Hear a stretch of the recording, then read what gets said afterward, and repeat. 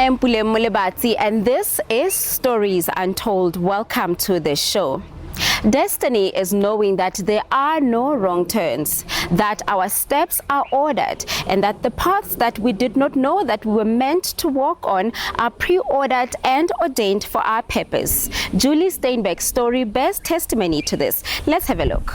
My name is Julie, and I am a mom of 3 boys who are men today, and I have 6 grandchildren, 6 granddaughters in fact. I am a change maker. You know, what I do is to changing lives and making a difference in people's lives. That's what I love to do. I come from the Free State, born in Welkom. My dad is from Europe. He is from Nijmegen, and my mom is from the East Rand, from Benoni. So I guess I'm a mixture of a European girl and an African boerenmeisie like my mom, and it's okay. I love it. I feel strongly that a lot of my dad's genes run in me because I've been doing things different than my sisters and than everybody else. I just wanted to go for, the huge challenges in life and go big. I have been in the beauty industry for very, very long in my life, and that's where I've learned to get that confidence to speak and to be in front of people, to be presentable. I guess that part of my life prepared me for what I'm doing now, to use my voice and just to tell people that who they are makes a difference. And being part of a global movement is so big to me that I know that this is the gift given to me at this, this part of my life where I just feel I can go forever on like this. Yeah, I found myself. The event that changed my life, and maybe there are a few of that, was when I was a young woman, only 32 years old, still very young, having my 3rd baby, breastfeeding my 3rd baby in fact, and then we got separated. We got divorced, not because there was something wrong with us, but there was a good reason why we did that. So as a young woman, it was very hard on me, and I was a little bit angry because I loved being married and I loved being a young mom, and that's how I wanted my life to go on. But it did not work that way for me. So I had to raise my 3 boys alone without any support. And that's where I really grew up as a woman. That's where I had learned to fight for life and to survive and how to make it out there. And also to teach my boys that you don't have to be rich, you don't have to have all the money in the world, that you can make it. And there are ways to do it, as long as you just, every day when you wake up, when you're just brave and you know that there's something in today that will show you that there's hope for the future. Secondly, what also happened to me is that I got married again at the age of 40, and it was lovely to marry a man again and to know that there's going to be a man in my life who's going to look after me and he's going to make me feel safe and secure.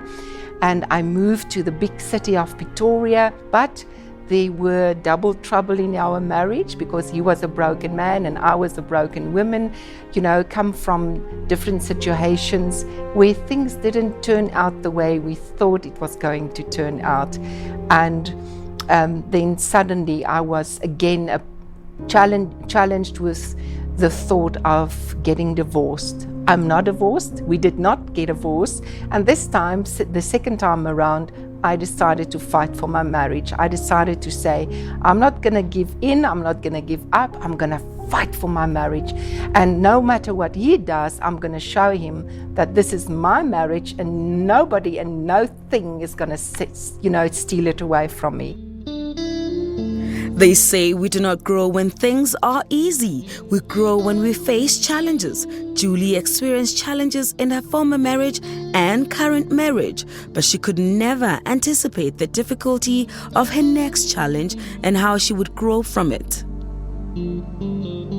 I was diagnosed with breast cancer, so it was almost getting divorced and then breast cancer. Everything came like a storm into my life. But when I looked into the eyes of cancer, breast cancer, when I was diagnosed, the way I got there, I was not scared. I knew that God was with me. He sent me there to the doctors. And I've just decided this is not how I'm going to die. What I am going to do is I'm going to ask God, what is it, God, that you want for my life? What is the plan and purpose for my life? I know I'm not going to die. Show me, what is it that you have in store for me? I want that thing. I want to fulfill my purpose. And I want to teach my children that you never give up on life before it's that end. And it wasn't the end. Yeah.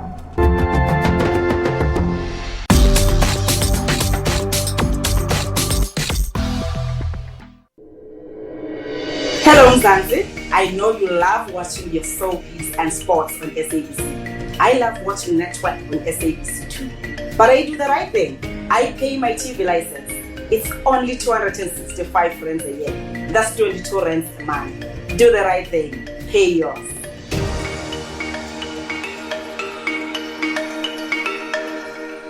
Hoot for Life road safety campaign being launched by the Minister of Transport, Fikile Mbalula. Wherever you are in South Africa, every day, 12 o'clock, if you are driving, Hoot for Life.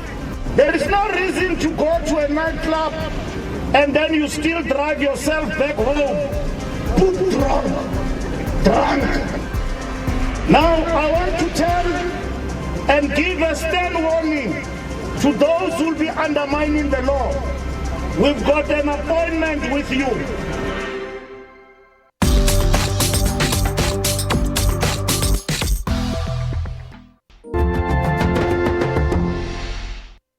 Welcome back. This is Stories Untold. Thank you for staying with us. Does the walker choose the path or the path the walker? Julie Steinbeck found out that she was diagnosed with cancer. This was life-changing news for her, but for a woman of faith, this was also the beginning of purpose and significance in her life. Let's have a look.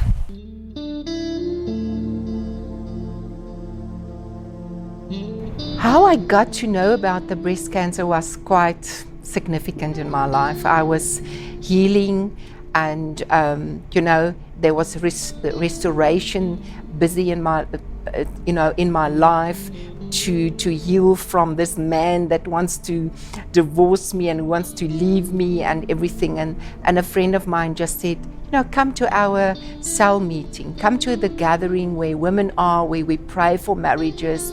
And I needed that. So I went there for about 3 months. And at the very last gathering of the year 2012, a woman came to me at coffee time and she said to me, I want to tell you something, and is it okay? Can I share with you what the Lord said to me that you must know? I said, good, tell me. And then she said to me, the Lord said to me that I must tell you that you must go and check your hormones. Now, I tell you this, I didn't know anything about hormones. I was a single mom. I didn't have money to go to doctors. I never had my hormones checked. And here this woman come and tells me about checking your hormones. So her voice didn't go away. It kept on telling me go for that checkup. And I just thought, well, you know what? Let me just call my doctor. And I made the appointment for the next year, early in February. And when I went to the doctor, she did a general checkup with me. And there it was discovered that I had, estrogen-related breast cancer, which is all about hormones. And I just knew there was a bigger plan and purpose for my life. And God was truly in this. He wanted me to know about it, and He wanted me to be aware that I should start doing something about my health. Any person who it is said to that person that you have cancer, it is quite scary. I don't know why, but I was not scared. It was almost because of the way I got there, I was almost prepared for something that was there for me to find out. But looking in the eye of cancer is quite scary. And I just knew that life gave me the opportunity, the chance to look into my life and to think about all the things, and I had done great things in my life, but to look at my life and to decide, is this where I want to end? Or did you ever think about it, that there's a bigger plan for your life and what can happen if you can die? Well, because purposeful life to me was very important. I've been a keynote speaker talking about that in many circumstances at events and so on. So, to find my purpose in life, it was exciting, and I knew that a bigger thing was happening in my life, so that I was going to discover that God had a plan for me. And I wasn't afraid. I phoned my eldest son and I said to him, he was the first one I phoned, and I said to him, Johan, I was diagnosed with breast cancer, but Mommy just want to tell you, I'm not scared. I know I'm not going to die. I know that there's something bigger waiting for me, and I must just take it one step at a time to find out what that is. The human spirit is stronger than anything that can happen to it, but when you are living with cancer, you are affected physically, and Julie explains how. My skin got dry, my hair was dry. Luckily, my hair was not falling out. Even my eyes dried out, and they had to put something in my eyes so that the tears could catch, could be caught so that my eyes wouldn't be so dry. That's why I'm wearing special glasses. And what I lost was a good health system, because now your body has to fight cancer. So you can't really be the same person you were. And I was, slim.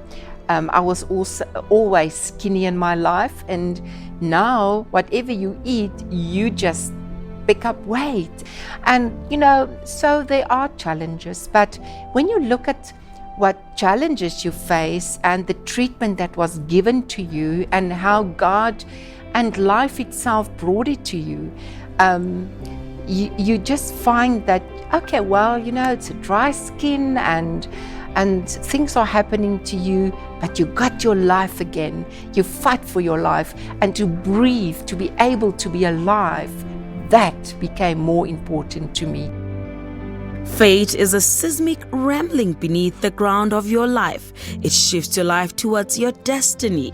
Fate brought Julie towards a world-class cancer treatment program that would change her life forever. The cancer I was diagnosed with is estrogen-related cancer. It means it's in my left breast, and it meant that the cancer was feeding on estrogen. And what they did is I was treated by an overseas program where they needed people in South Africa to see, if this program and the treatment is going to help women with the same kind of cancer that I had. So what they did is they had to kill the cancer in my body so that the cancer cannot feed from the estrogen. So in 4.5 years' time, they got rid of the estrogen, and then they had found that the cancer is not growing. So they just took out the little parts of the cancer. And every year after that, I was tested, and still today, after 3.5 years, there's not a trace of cancer in my life. So my body is clean from cancer, and the treatment actually worked. It worked.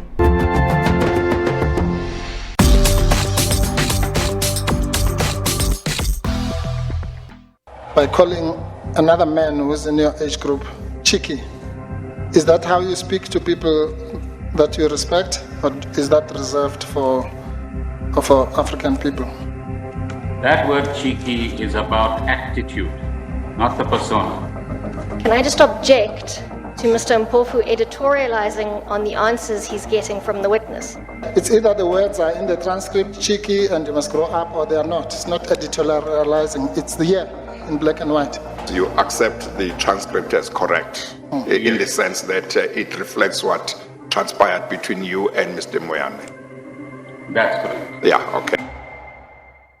SABC News has signed a code of conduct that is enforced by the Broadcasting Complaints Commission of South Africa. Under the code, we are committed to broadcasting news that is accurate, comment that is fair, and programming that is not harmful to children, does not amount to hate speech, and contains no gratuitous violence or explicit sex. If you think we are not living up to that code, you may inform the Broadcasting Complaints Commission of South Africa. Direct any complaint to PO Box 412365, Craig Hall 2024, or send a fax to 011-326-3198 or email to bccsa@nabsa.co.za. For more information, please visit www.bccsa.co.za.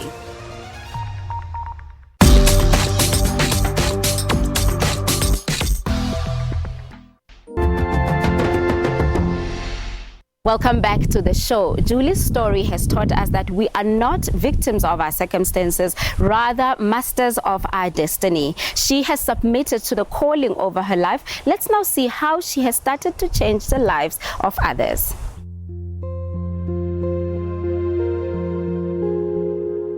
The turning point for me, being diagnosed and after what I went through in life, was that I came to the conclusion that there was a bigger, higher voice in my life trying to tell me something. You know, I'm a people's server. I serve people. I change lives, making a difference. But this was my time where life gave me the opportunity to find my worth, to find what it is, who I am. And when there's nothing else, not even a husband, nothing, not rich, you know, when you're not rich, you have not a lot of money, and you're even really poor and you're wondering about food tomorrow, what is it that I have when there's nothing? And I had found out that I am enough, and what I have every day to breathe, to have health, to have God on my side, the way He came to me, the way He's shown Himself to me, was to understand that that is enough. And then that fear was taken away from me. You know, fear for death, fear for divorce, fear for being alone, and replaced with love. And that's how Difference Makers International came to me. I met Helise Sparky Bridges from San Diego. I've been on Skype talks with her. She wanted to know all about me, and then she just, on the last Skype call, having interviews with me, she said to me, Julie, I want to duplicate myself, Helise Sparky Bridges, in you. You are the person for South Africa. You're going to do it. I'm going to teach you how to do it. I can see that you want this. And I see actually myself in you. She became the example of how to do this huge thing in life, the big dream of changing lives, to let 1 out of 7 people on planet Earth knows that who they are makes a difference. So I had to do my international training to be qualified, and that was quite a challenge, but I got my money from my dad, my late dad, who died at the age of 87 3 years ago. I took that money and I paid for my training in America, and I invited my son to do the training with me. So both Jean and myself, we are trained and qualified, and that gave me then the qualification to be the country ambassador for South Africa. And it's all about the blue ribbon. And the blue ribbon says that who I am makes a difference. You go up to anyone, as many people as you can, and you tell them you make a difference, you are worthy, what you do is important, and you cheer them on for your dreams, and you tell them, take an extra blue ribbon and tell somebody else that who they are makes a difference. It's about the power of acknowledgement and the value of recognition. I had seen throughout the last 7 years how valuable this is in people's lives. People cry when I put a blue ribbon on. They say, really? You think I'm valued enough? You are, of course you are. Just being in my life, being the person who you are for me is important. And then I got a guy from the hospital, Zuid-Afrikaans Hospital in Pretoria, who was in a conference where I did blue ribbon ceremonies, and then he wrote a letter. He got my email address, and he wrote a letter to me a week ago after that conference where I was the keynote speaker, and he said to me, Julie, I just want to tell you, you saved my life. I was planning to commit suicide, but when you put the blue ribbon on me, I realized that I still have something to do. I shouldn't give up on life. And this is why I do it. I want people to know here in South Africa and the rest of the world, and in Africa for that matter, that everything that you do matters. Don't give up on your dream. Never give up on yourself. There's something waiting for you, because there's a very significant scripture that says, I saw you in your mother's womb and I knew you by name and I wrote a plan for your life. So that should be enough proof to you that there's something fantastic about your life, and you should never give up on that.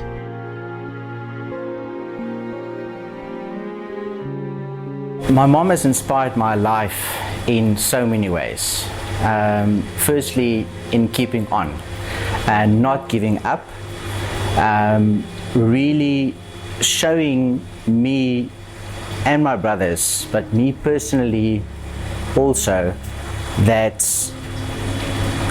the power of love, giving other people that without receiving anything back, that is something really deep in my heart that came from her.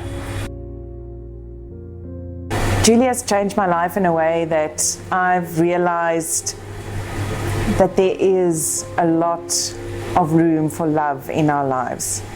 And she's really showed me that it doesn't matter where you are in society, it doesn't matter where you are in life, there's always hope for the future, and there's always hope that it can be better.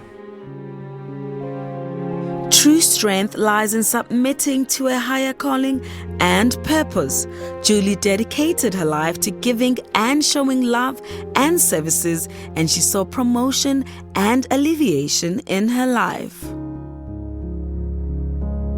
I was selected as one of the 5 scouts for the Miss SA competition. You know, that is the creme de la creme position for any modeling school owner to get that from Sun International. So I started training girls to be beauty queens, to be ready to prep them for the Miss SA stage for Sun City.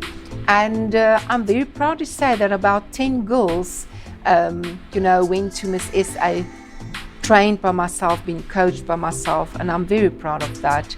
I was invited to meet with the MEC, Panyaza Lesufi. He's the head of the schools of education in Gauteng, and he wanted to meet me, and through a friend of mine I was introduced to him, and I showed him the international program Standing Strong Together, and Helise Bridges started the program in American schools to end bullying, and he gave 5 huge reasons why he wants this program in his schools. And so I put a blue ribbon on him, and I told him that who you are makes a difference. And to me that was quite big, because I really believe that the program that we can start in schools will make a huge difference. I started a program in Bloemfontein. There are huge leaders, school leaders in Bloemfontein that got blue ribbons. Many people, I've got about 87 change makers that were nominated as top 100 SA difference makers who all got blue ribbon ceremonies. So, there's many reasons to do blue ribbon ceremonies, and a blue ribbon ceremony take you a minute or less, where you tell people that their life matters. I had found meaning in all the struggles and the challenges in my life by saying honestly saying everything that happened in my life had to happen. I've learned through challenges. I've learned that I can do challenges. You know, when you want to change the world, you have to do love. Love is not something that's just a feeling. It's something that you have to do. It's something that you have to put in. So throughout all the challenges, I had found strength in myself to be a better person, to find a better solution, and just to become larger than life myself. If you can learn from my life is to fight for your marriage, fight for your children. Tell your children that they were born for a reason. Tell them that there's a purpose for their life. Tell them to not give up on life. And tell them, until the end of times, know that there's a special plan written for your life. Don't give up on that. The winds of destiny often blow us to the direction that we do not expect. But just like Julie, do not fear the turbulence. Let it direct you to your destination and purpose. With that, we end our show for today. Thank you for watching. From myself, Pule Molebatsi, and the team, it's a goodbye.